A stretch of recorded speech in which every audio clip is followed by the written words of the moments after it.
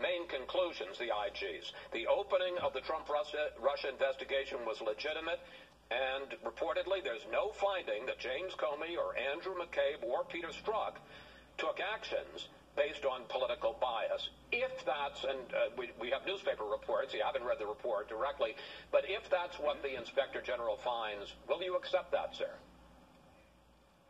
Well, there's this person running around Washington, D.C., Chris, by the name of Anonymous Source, and he keeps repeatedly getting quoted in articles.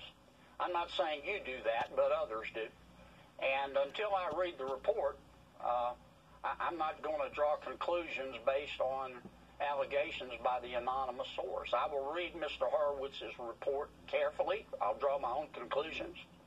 After reading Mr. Strzok's emails and Ms. Page's emails and watching Mr. Comey's behavior, particularly with respect to Secretary Clinton, I think any fair-minded American would look at those actions and say there's a real possibility that those people acted on their political beliefs. Now, if Mr. Horowitz says otherwise, I'll consider it carefully. But I'm going to read the report. All right, let's turn to the impeachment hearings, and let's look at some of the highlights over the last 2 weeks. Here they are.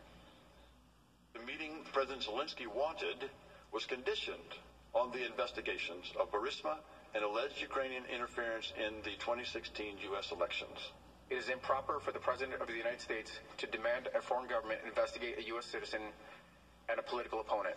Mr. Giuliani's requests were a quid pro quo for arranging a White House visit for President Zelensky.